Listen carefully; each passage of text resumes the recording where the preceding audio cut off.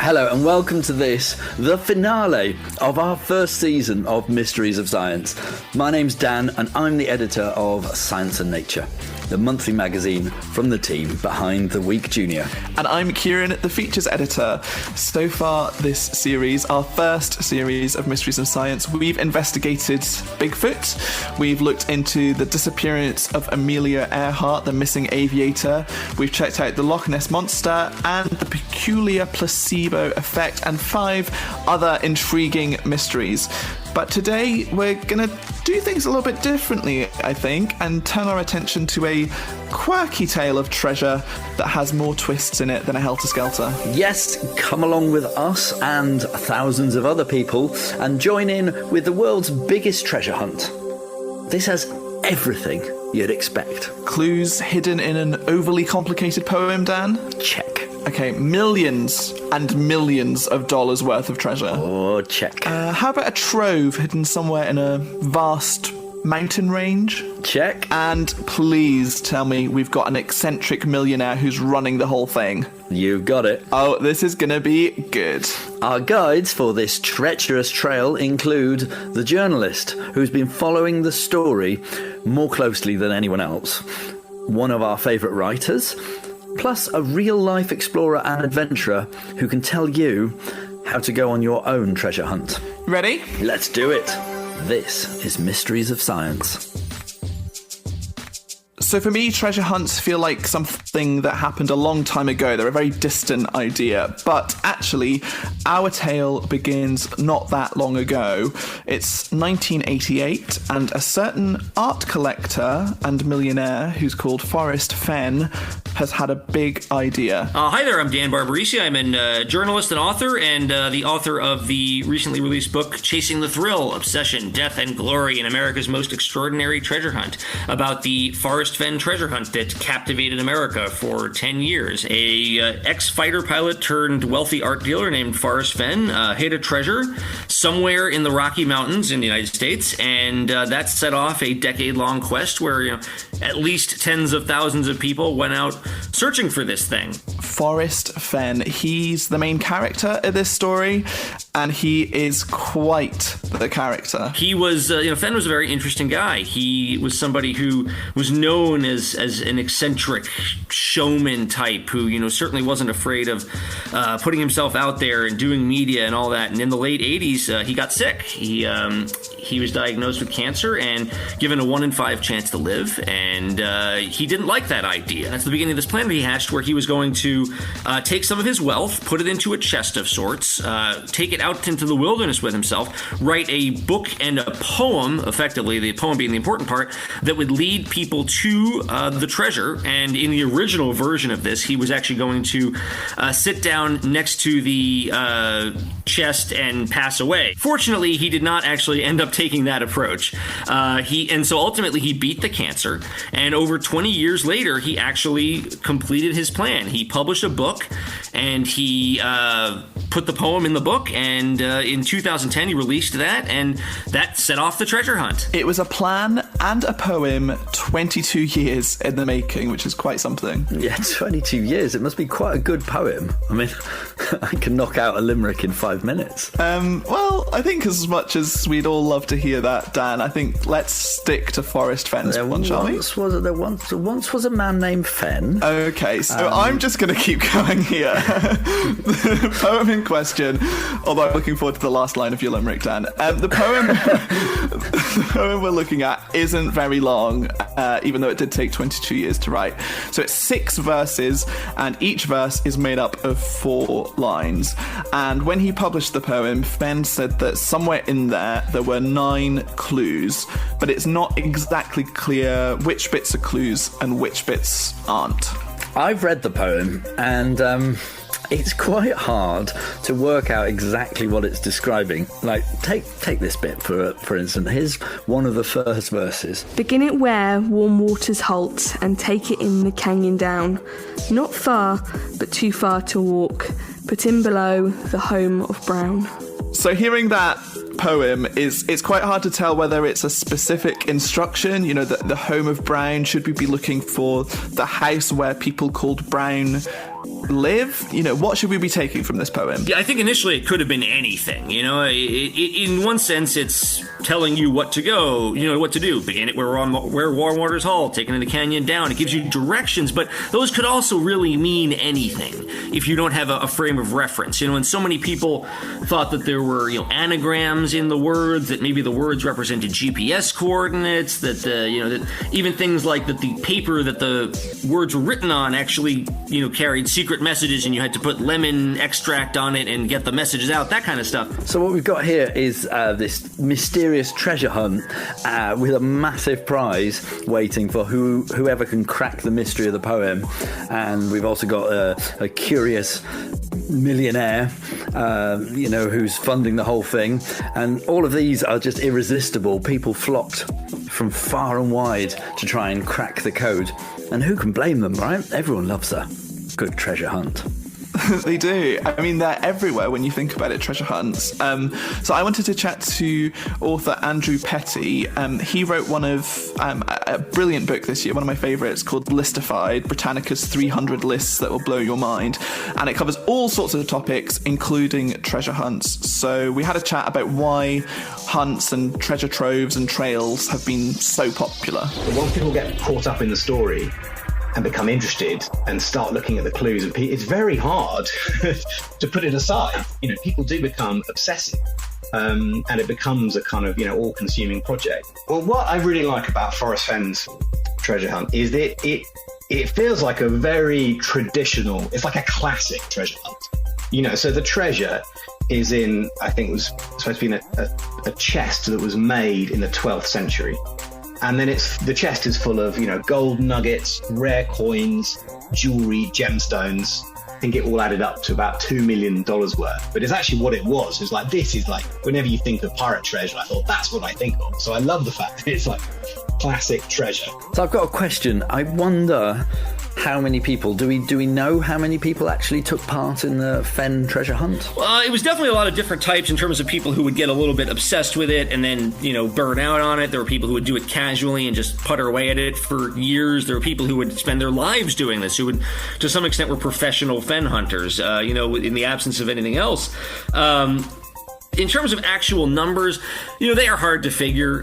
Fenn himself would routinely throw out figures in the order of 350,000 people are searching for my treasure. I think that's essentially just made up out of thin air. So, wow. So, Fenn actually says 350,000 people. That's quite a lot. In other conversations with American Dan, he reckoned that there were probably actually no more than 100,000 or so who actively joined the hunt. Still, that's quite a lot of people. It's a lot of people, and there are entire sections of the internet devoted to the Forrest Fenn's treasure and how to interpret the clues in the poem and where to begin looking and what breakthroughs people felt that they'd had in relation to the hunt. It seems like there was a fair bit of competition going on, particularly in the sort of 3 to 6 years after the hunt first began, and that's when people were desperately trying to outdo each other and make their way first to the trove. Yeah, I believe there were a few tragedies that came as a result of this treasure hunt, which is rather sad, I think. Let's go to around the mid-2010s, I think 2013 to 2016, when Fenn mania was at its peak. Fenn really, I think, lost a measure of control over it, and it grew well beyond what he had ever expected it to be. And, at that point, you start getting people who are going to just go and do things and test theories, and sometimes they have emotional, financial, mental investments in it that mean that they are not going to stop probably when they should. And so over time, there were, 5 confirmed deaths related to the hunt. And they were, in most cases, people who, took risks, pushing themselves past likely where it was safe to go, because they believed that the treasure was, within their reach to some extent. On top of those deaths that Dan and American Dan mentioned, there were several other people who got into trouble during their search, some more serious than others. There was one story that I found about a hunter who had to be rescued after abseiling from a railing in the Grand Canyon, which is very dangerous. As a punishment for it, he had to spend a week in jail, pay more than $4,000, which was to cover the rescue costs, and he was banned from the national park for 5 years to try and discourage him from doing anything similar.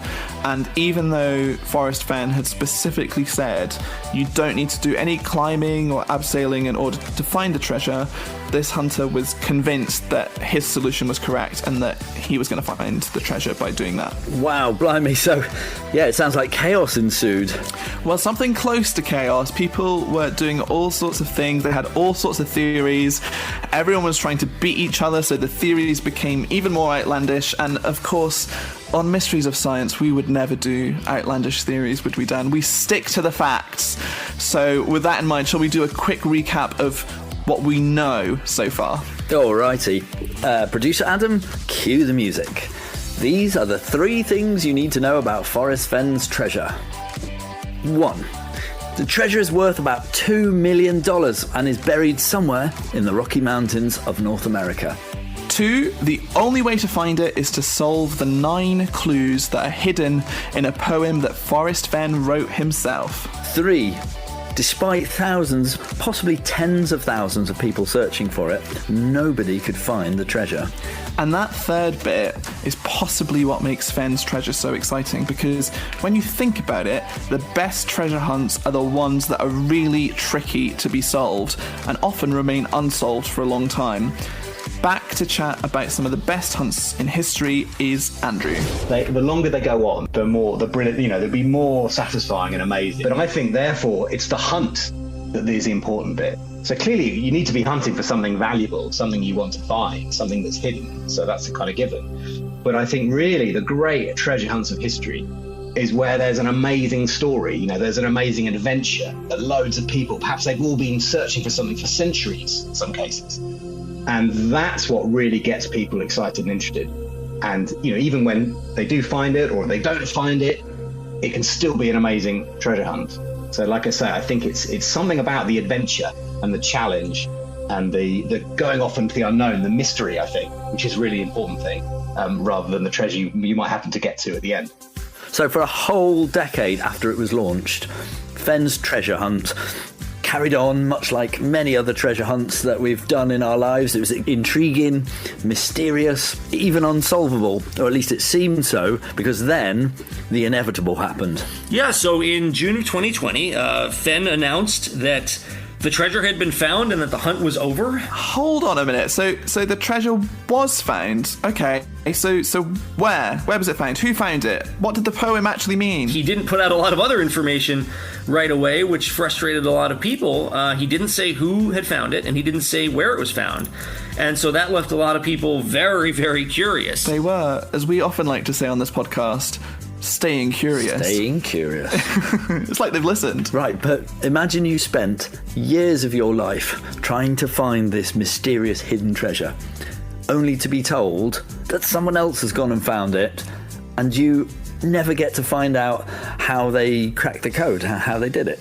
I'm hoping that by now we actually do know a bit more about where it was found and the circumstances of that. Well, it all gets a little bit messy here. So after about, I think, 6 weeks after Fenn's announcement, this is around late July, he revealed just a tiny little bit more information that the treasure had been in Wyoming. So that was one of 4 possible US states that the treasure could have been in. And then what did he say? Well, he never said anything else, not least publicly, about the treasure. And in September 2020, Forrest Fenn passed away. And at that point, I think a lot of people, myself included, wondered if we were ever going to find out more about this. Because, Fenn could have essentially taken the secret to his grave on many levels. In some ways, it sounds a little bit like Fenn's initial idea of passing away alongside his treasure was what ended up happening, just in slightly different circumstances. Exactly. And that was that. Or that would have been that, but this mystery is not finished yet. there is still one more final twist to come. A post surfaced on the self-publishing website Medium, anonymously posted by somebody who claimed to be the person who had found the treasure. And this person had significant details about, what they had done. They had pictures of the treasure and of the room where Fenn had examined it, stuff that you could not have unless you were obviously intimately involved in this. And so this person then, said, I'm the person who found the treasure and here's details about it. And a lot of people didn't believe it, but I instantly, not instantly, but having read through it, I very quickly believed this was the guy. This thing was on the level. We also tried to contact this person for this episode, but they never got back to us. In fact, only one person has ever interviewed the individual who claims to have found the treasure. Can you guess who that is? Turned out the guy got back to me, and, it ended up a couple months later, I was able to reveal in an article in Outside Magazine that the person who found the treasure was a guy named Jack Stoof, who at the time was a 32-year-old medical student raised in Michigan. And, Jack had been the one who discovered the treasure. I've just been having a look into this, Dan, and it seems like Jack was the perfect person to find the treasure because he liked to go along with this idea of it all being a little bit of a mystery and keeping things a little bit secretive even after the treasure was found. Don't you think? No, I can totally get how it's just unsatisfactory, right? I'm sort of on the side of the people who say that the treasure hasn't been found. Why do I think this? Because I think if you spent that long and you're that invested in finding the treasure, and then it's almost snatched away from you with no explanation, then I can feel their frustration. What about you? Yeah, I do too.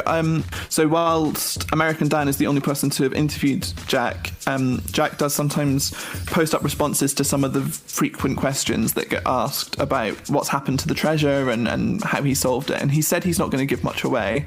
And one of the reasons that he says he doesn't want to do that is because the location was somewhere that was very important to Forrest Fenn, and he doesn't want it to become sort of a tourist site where everyone flocks to find the location of the treasure. But of course the downside is it means that no one else can see for themselves how all the clues fit together. So at the moment only one person has actually solved the poem and no one else will ever know whether their theory is right or not, which I think is a bit of a shame. Now, I mean, surely that the location is the most important. It's the whole riddle. So we need to know where it was and where he found it, right? And what he's going to do with all that money.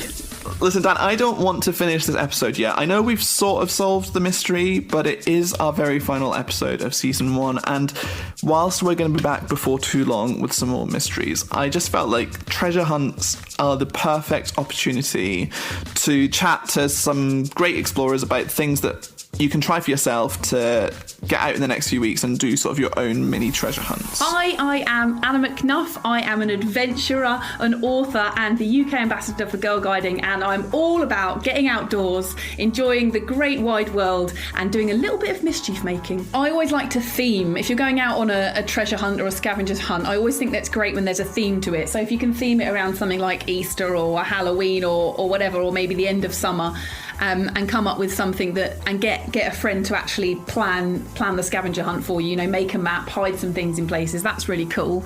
And there's one idea that I've done many times as an adult, where if you live in an urban environment, I'd call it a flip a coin adventure. You basically go out and at every road junction you flip a coin, whether you go right or left, and you do it for an hour. And you see where you end up, and it's really cool because you're just going with the flow and it's fun and you can do it with some friends and it helps you explore your local area and look at it in a different way. Anna has done plenty of outdoor challenges, including a barefoot run from the Shetland Islands to London. She told us that sometimes small challenges are the way to go, and that's why she got involved in Girl Guiding's new Night Under the Stars badge. I mean, I love a badge.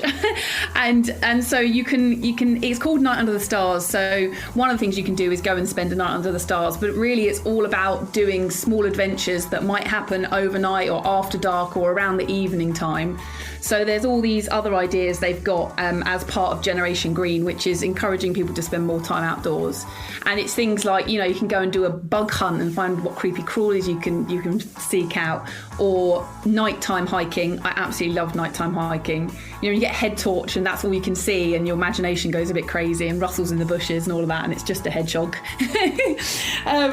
So that's another cool one to do. And also they're encouraging like campfire storytelling, and I love a good story. So I think sitting around a campfire with some marshmallows, which is very important, obviously part of the process, then that's what it's about. The reason that I wanted to chat to Anna is that treasure hunts aren't always about vast expeditions in search of buried gold. Sometimes they're just a scavenger hunt with friends, or a trip to go and see some birds, or a new walk in a familiar place. All of the 10 mysteries this season that we've looked at have been a kind of treasure hunt. We've searched for aliens and monsters and lost planets. We've dug about for the truth about what goes on inside our brains, about what happened to Amelia Earhart, even about whether we should believe or not in cursed mummies. And sometimes we've actually found an answer, but other times we've not. And I think what's really important about it is actually the journey. It's this kind of quest, this voyage of discovery, trying to answer those questions, that is actually a whole lot of fun. I couldn't agree more, Dan. This is, as we've said a few times, our final episode for now, but we will be embarking on some more treasure hunts in the future. In fact, in a few short weeks, we'll be back with a whole new series of Mysteries of Science. 10 more episodes taking us from the dawn of time to the present day, with investigations into your favourite Halloween monsters, the strangest places on the planet, and some of the weirdest and wackiest phenomena and events known to humankind. We'll also be doing a short bonus episode of Mysteries of Science, as a kind of readers episode, where we get to answer your questions and respond to comments. So basically, we'd love to hear your thoughts about all of the mysteries in our first series. Please send us video clips, audio clips. You can also write in your thoughts to hello@science-nature.co.uk, or just leave a review on Apple Podcasts. Yeah, and make sure you get those comments in as soon as you can so that we can include them on that special episode. So the deadline for this first listeners episode is the 26th of September. And if you're listening to this after that, then that's okay. You can still send in your comments, because we'll be still reading them all, and I'm sure we'll have future listener episodes as well. And of course, you should always remember to pick up your latest copy of the Week Junior Science and Nature magazine for even more Mysteries of Science. Absolutely. So stand by for season 2 of Mysteries of Science. And until then, come on, all together. Stay curious.